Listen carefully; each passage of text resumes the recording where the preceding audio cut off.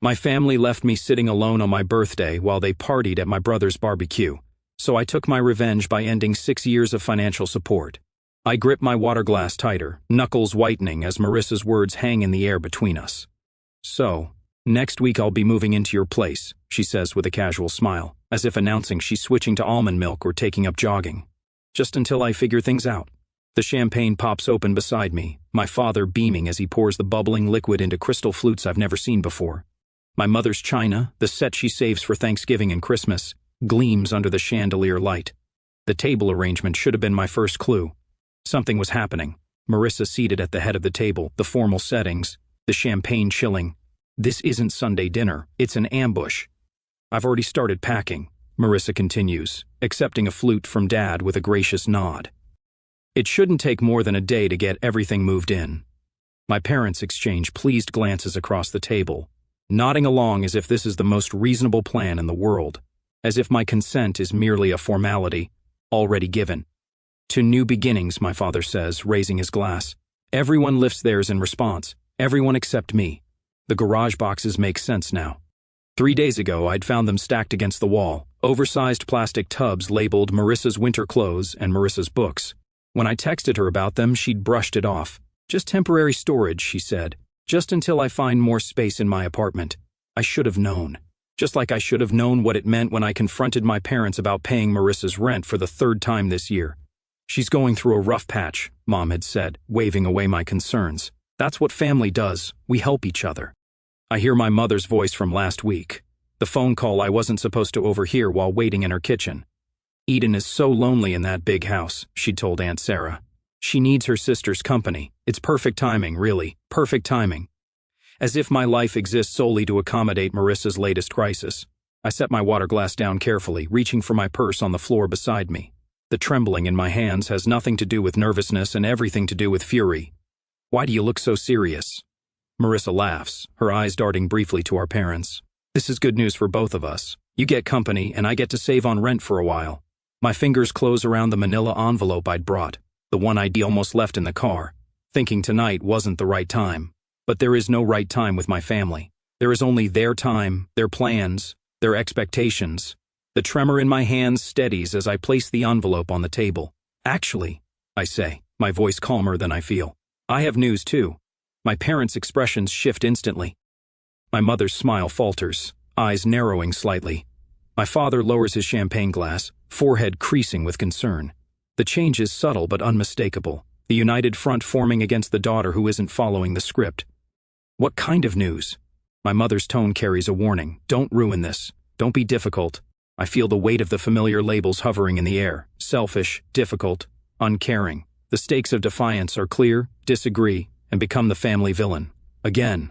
Looking at their expectant faces, I realize this pattern has defined my entire life. Marissa takes. I give. My parents enforce the transaction. The roles never change. The lines never shift. Until now. I place the manila envelope in the center of the table, my fingers lingering on the edge. The room falls silent, my family's anticipation hanging heavy in the air. What's that? My mother's voice carries a hint of irritation, as if my interruption is derailing an already settled plan. This, I say, carefully withdrawing the papers inside, is the sale agreement for my house. I sold it last week. I have 30 days left before I move. The silence that follows is absolute. Marissa's champagne glass slips from her fingers, shattering against the hardwood floor. No one moves to clean it up. My father's mouth opens and closes like a fish suddenly finding itself on dry land. You what? Marissa finally whispers. I flip through my phone, pulling up the Pinterest board I discovered this morning. Interesting timing, isn't it? While you were planning to move in, Mom and Aunt Sarah were already designing your future bedroom in my house. I turn the screen toward them, displaying their meticulous board labeled Marissa's new room. My throat tightens as I watch recognition flash across their faces. 9 years of saving every possible penny, working overtime, sacrificing vacations and new clothes, all to afford that house, my dream home. And to them, it was just another resource to be redirected to Marissa. My father stands abruptly, towering over me. You can just cancel the sale, he says, waving his hand dismissively. These things have cooling-off periods. My mother rises too, resting her hand on his arm. Eden, we already promised Marissa she could stay as long as she needed. You can't possibly expect her to find a place in 30 days. Actually, Aunt Sarah pipes up from the end of the table. We were going to move most of her things next Tuesday while you were at work, just to make it easier for everyone. The coordinated betrayal steals my breath. I glance at Dorothy, my mother's oldest friend, sitting uncomfortably beside Aunt Sarah. She stares fixedly at her plate, avoiding eye contact with everyone. You can't do this, my father says, his voice hardening. What about your property taxes coming due? You know I always help with those. The implied threat isn't subtle. His one annual contribution to my finances dangled now as leverage. Eden, my mother says softly, her voice taking on the concerned tone she uses when discussing unstable people. I'm worried about you. This kind of impulsive decision-making isn't like you. Are you feeling all right? Have you been taking care of yourself? I recognize the strategy immediately. If not compliant, then possibly unwell. It's a familiar path in our family dynamic, one that's kept me in line for years. You did this on purpose, Marissa accuses, tears streaming down her face. You found out I needed a place to stay and sold your house just to spite me. The accusation lands like a physical blow. This is how it always goes. My boundaries recast as cruelty, my self-preservation painted as selfishness. For a moment, I consider explaining the truth. The catastrophic roof replacement that drained my savings, the water line break, the heating system failure, the mounting financial pressure that made selling not just advisable but necessary. But what would be the point? They've already cast me as the villain in this family drama. Why give them more ammunition? I made this decision for my own reasons, I say instead, keeping my voice steady. And it's final. So you're just going to leave? Your sister homeless? My mother's voice rises. After everything we've done for you? The familiar weight of guilt settles on my shoulders. Everything they've done for me, the invisible ledger of family obligation that only ever seems to accumulate in one direction. Marissa isn't homeless, I point out. She has an apartment, and if that doesn't work, she has your spare bedroom. That's not the point, my father interjects. Family helps family. Period. The unspoken remainder of that sentence hangs in the air, and you're not being family. I think, I say carefully, gathering the sale papers back into the envelope, that we have different definitions of help. Under the table, I feel a gentle squeeze on my hand.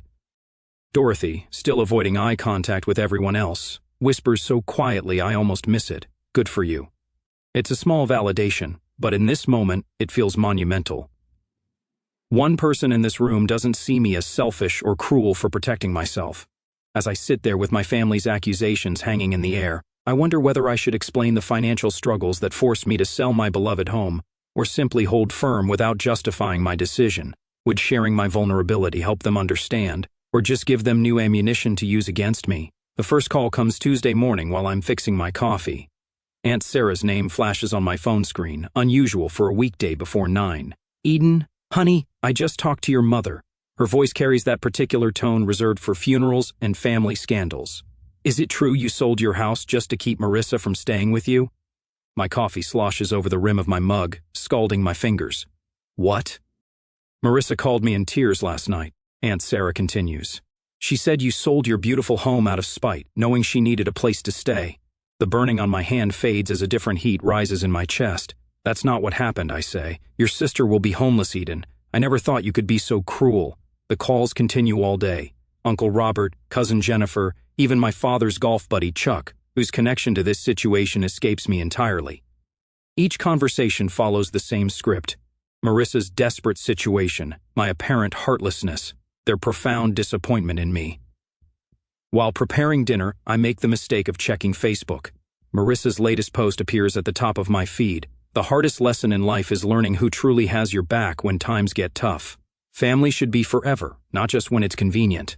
27 sympathetic comments follow, including one from Mom, "We're here for you, sweetheart. Always." The knife in my hand chops carrots with increasing force. The final blow comes Thursday when my colleague Lisa stops by my desk, her expression pinched with concern. I ran into your sister at Starbucks this morning, she says, lowering her voice. She told me about the house situation. If you need help finding her temporary housing, my church has a program. The carrot pieces on my cutting board splinter under the blade. What exactly did Marissa tell you? I ask, my jaw tightening so hard it aches. Lisa shifts uncomfortably, just that she's facing homelessness because of some sudden decision you made. She seemed really upset. Thanks for your concern, Lisa, I say. But Marissa isn't homeless. She has an apartment and parents with a 4-bedroom house. After Lisa leaves, I lock myself in the bathroom stall, hands trembling as I text my sister, "Stop telling people I'm making you homeless. It's a lie, and you know it." Her response arrives instantly. "You're selling the house I was counting on." What would you call it? The roof replacement came first. $11,000 I hadn't budgeted for when the March storms revealed leaks in 3 different rooms. I emptied my vacation fund and took a small loan, telling myself it was a one-time emergency. Then the water line broke in April, $8,200 for emergency repairs and landscape restoration. I canceled plans to visit my college roommate in Arizona, picked up weekend marketing work for a local realtor, and ate ramen for dinner more nights than I care to admit. The heating system failure in June was the final blow. $5,000 I simply didn't have. Each night after work, I'd sit at my kitchen table, surrounded by spreadsheets and bank statements, calculating and recalculating figures that refused to balance. The crying started around then, silent tears that came only after midnight, when I was certain no neighbors walking dogs might glance through my windows and see the truth. The woman they waved to each morning, the one who always appeared composed and capable, was falling apart behind closed doors. My reflection in the bathroom mirror each morning reveals the cost, dark hollows beneath my eyes that concealer can't quite hide, collarbones more pronounced against my blouses. When my pants began slipping at the waist, I punched new holes in my belt rather than buy smaller sizes. Temporary situation, temporary solution. While maintaining this facade, I pack my home each evening, 9 years of memories sorted into keep, donate, and trash. Books that once lined entire walls now fill boxes stacked in corners. The wedding photos of friends, the graduation pictures of cousins, the vacation snapshots, all bubble-wrapped and nestled in containers labeled with blue marker. Through it all, I document everything: bank statements in chronological order, house repair invoices filed by date and category, text messages screenshot and saved, a fortress of paper proof against the siege of family fiction. While packing my office bookshelf, I find a framed photo I'd almost forgotten. Me, standing on the front porch of this house the day I signed the mortgage papers, keys clutched in my hand, smile threatening to split my face. The realtor had taken it as a surprise, catching the exact moment I realized I'd actually done it, purchased a home entirely on my own. I traced the frame's edge, remembering that feeling, pride without a hint of apology, accomplishment without anyone else's approval attached. I place it carefully atop the nearest keep box, this tangible reminder of what I built and what no one can diminish.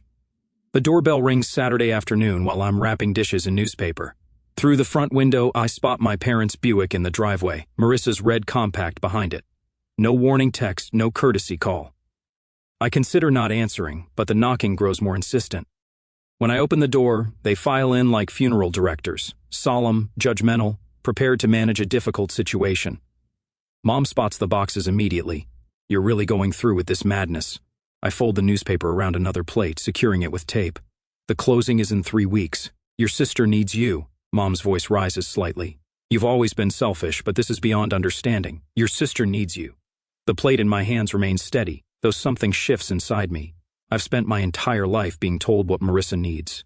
The words emerge calmer than I feel. Did anyone ever ask what I need? Dad clears his throat. "Eden, be reasonable. I need financial stability. I need to sleep at night without panic attacks about bills. I need to not drain my retirement fund for house repairs I can't afford." I continue wrapping dishes methodically. Unlike past confrontations, I don't stop what I'm doing to give them my full attention. I don't offer beverages or comfortable seats. I continue my work while they stand awkwardly in my half-packed kitchen. "We're your family," Mom says, her voice wavering between anger and disbelief. "Yes, you are. And I've never once asked you for money. Not for college, not for my first apartment, not for this house, and not for the repairs that drained my savings." For once, they have no immediate response. Marissa stares at the floor, unable to meet my eyes. Dad examines the ceiling as if architectural features have suddenly become fascinating. I realize with startling clarity that I no longer need their approval or understanding. The constant ache for validation I've carried since childhood has quieted, replaced by something sturdier. When I stand to reach for another stack of plates, I notice my posture has changed. Shoulders back, spine straight, eyes level with theirs instead of downcast as usual. The physical manifestation of an internal shift. Dorothy arrives that evening with Thai food and 2 bottles of wine. She helps me pack photo albums while sharing stories of her own sister, the one who didn't speak to her for 3 years. after Dorothy refused to co-sign a loan. Family patterns are the hardest to break, she says, carefully wrapping a crystal vase my grandmother left me. But sometimes breaking them is the only way forward. Monday brings an unexpected text from my colleague Thomas. Need help moving? Got a truck and strong back. Family often sees us least clearly. Just say when. That afternoon, Barbara, my financial advisor, emails confirmation of my townhouse application approval. Based on your financials, this move reduces your housing costs by 42%. The right decision for your long-term security. Call if you need anything else. The contrast strikes me as I review these messages over dinner. These people ask what I need rather than telling me what to give. They offer specific help instead of vague demands. That night, I spread my financial documents across the dining room table. Bank statements, repair invoices, property tax assessments, retirement account withdrawals. Everything meticulously organized, the complete picture of my financial reality. Tomorrow's family meeting won't be an intervention for me, but a reckoning with facts they've chosen to ignore. My one advantage remains unspoken. The sales agreement includes a 30-day rent-back clause. For a month after closing, I can stay in the house while finalizing my townhouse purchase, breathing room they don't know I have. At exactly 7 o'clock Tuesday evening, the doorbell rings. When I open it, I find not just my parents and Marissa on the porch, but Aunt Sarah, Uncle Robert, and my cousin Jennifer standing behind them. A family firing squad assembled for execution. I stand at the head of my dining room table, a position that feels foreign yet right. The manila folder in my hands holds every financial statement, every bill, every painful reminder of why I had to sell my home. My fingers no longer tremble as I open it. Before anyone says another word, I need you all to see something. My voice carries a steadiness I don't entirely recognize. The family gathering looks larger than I anticipated. My parents, Marissa, Uncle William, Aunt Sarah, and my support team, Dorothy, Barbara, and Thomas. I lay out the documents methodically, arranging them in chronological order. Bank statements, emergency fund withdrawals, contractor invoices. Each paper tells part of the story I've kept hidden. This is the roof replacement from last spring. I slide the $11,200 invoice toward the center where everyone can see it. The 30-year shingles only lasted 22. Insurance covered nothing. Uncle William adjusts his glasses, leaning forward with a frown that cuts deep lines across his forehead. Waterline repair, $8,200. Another paper joins the first. When the city updated the main line, it revealed my connection was deteriorating. No warning, no payment plan offered. My mother shifts in her seat but remains uncharacteristically silent. Heating system replacement, $5,000. The third major bill completes my trinity of homeownership nightmares. The energy efficiency rebate covered barely a quarter of the cost. I maintain direct eye contact as I speak, something I rarely managed in family confrontations before.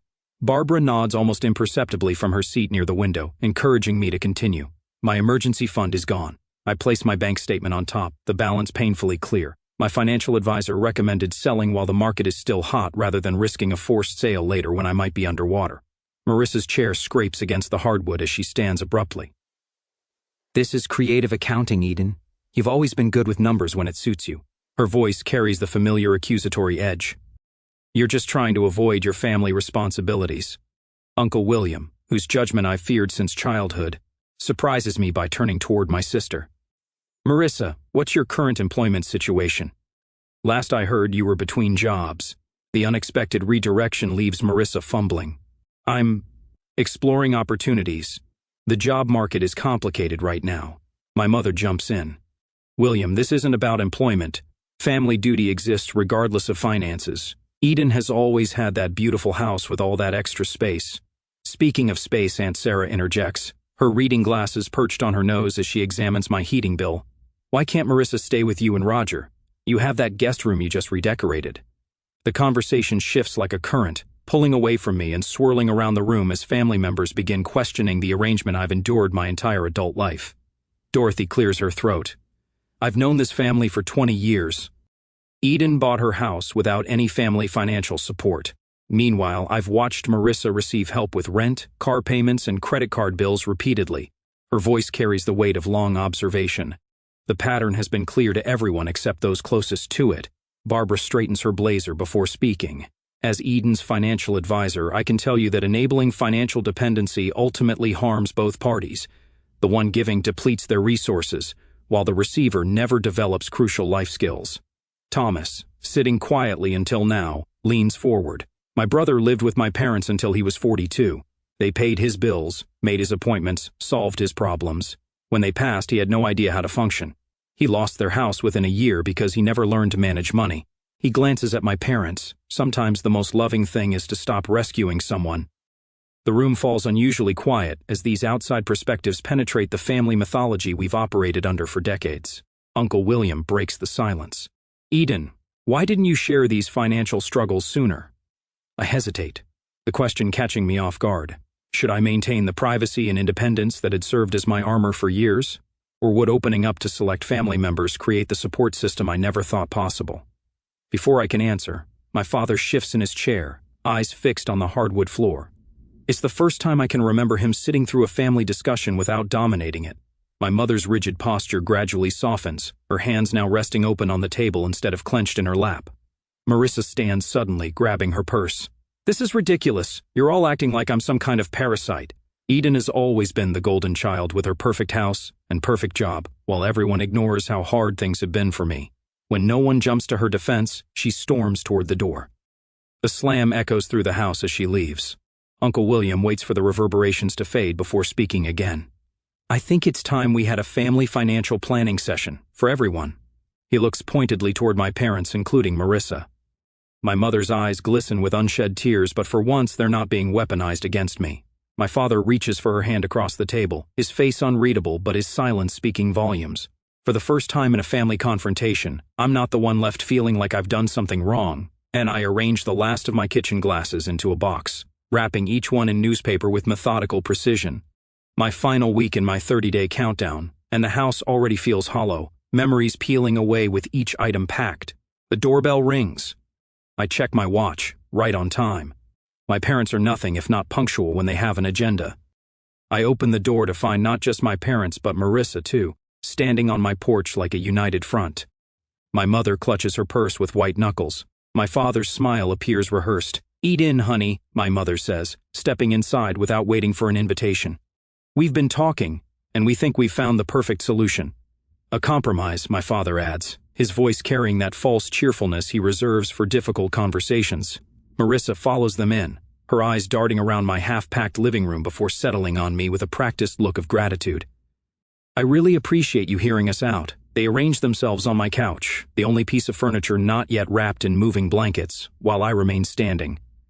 The power dynamic isn't lost on me. We know selling the house is your decision, my mother begins, punctuating her words with a nervous laugh.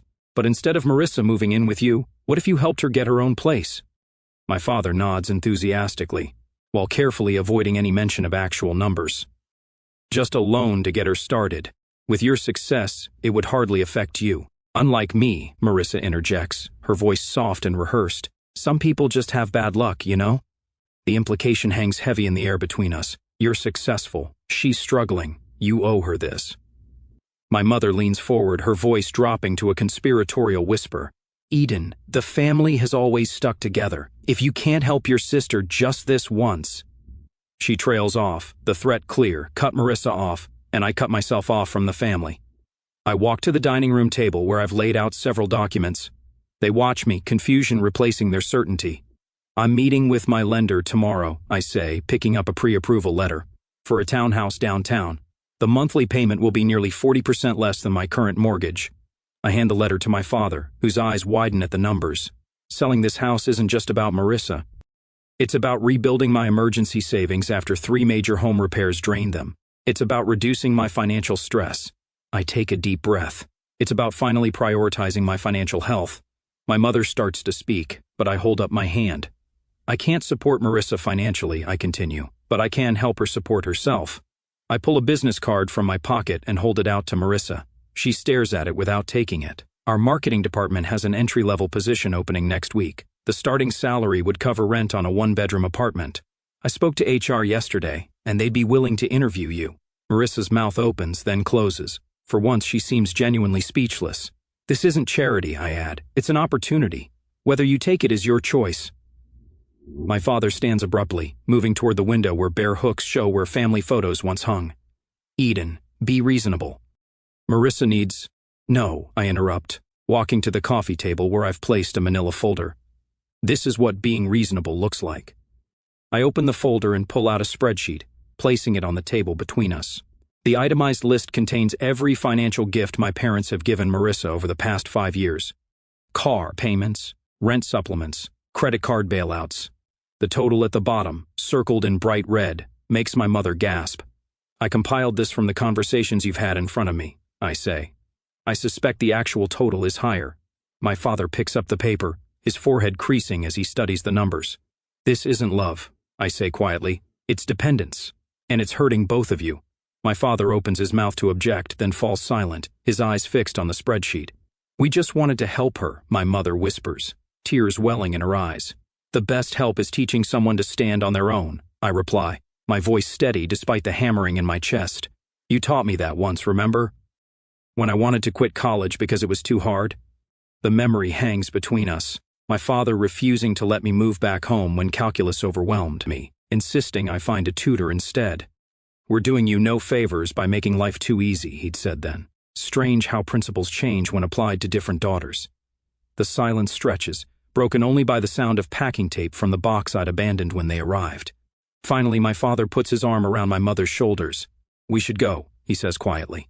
They walk to the door, my mother not quite meeting my eyes. Marissa hesitates, looking back at the business card still in my hand.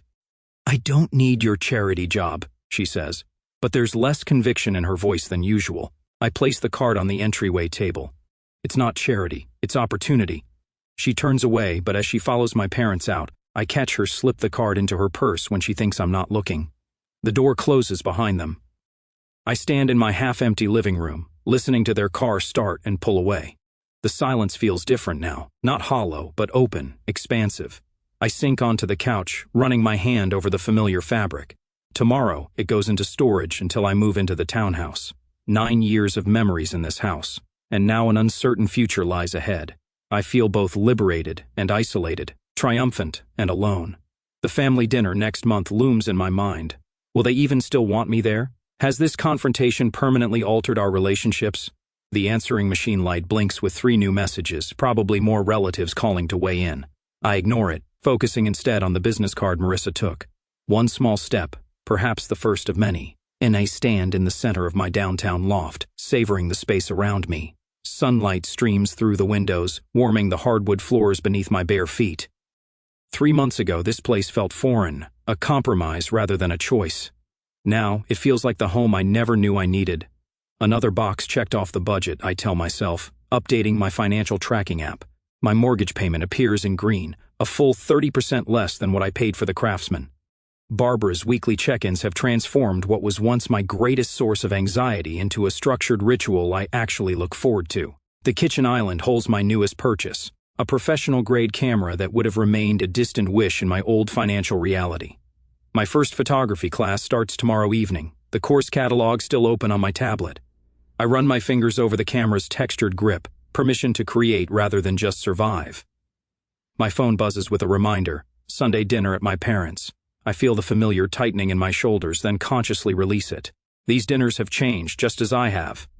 Later, I step through my parents' front door, carrying a bottle of wine rather than my usual tension headache.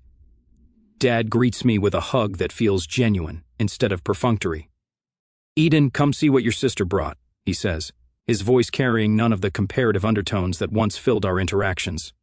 In the dining room, Marissa arranges flowers in a simple vase. She looks up, her smile reaching her eyes. They gave me my first business cards today, she says, pulling one from her pocket.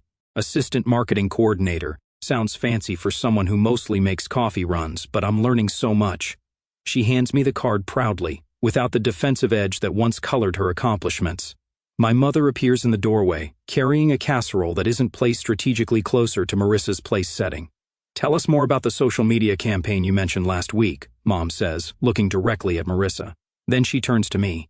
And Eden, how was your photography class? I blink, still adjusting to the novelty of balanced attention.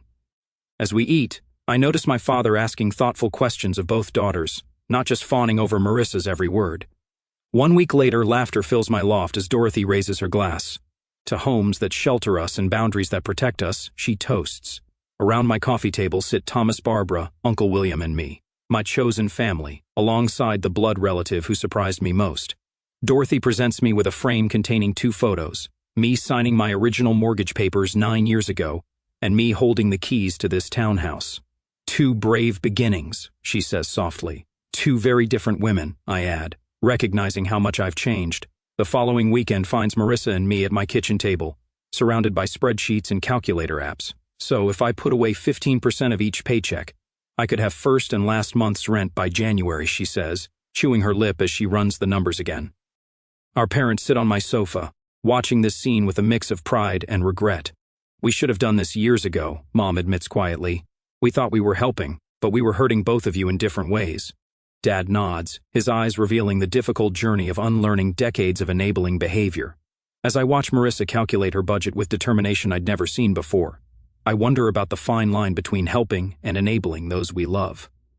Is it ever possible to find the perfect balance between supporting family and maintaining healthy boundaries? Or must we sometimes allow others to struggle so they can truly grow?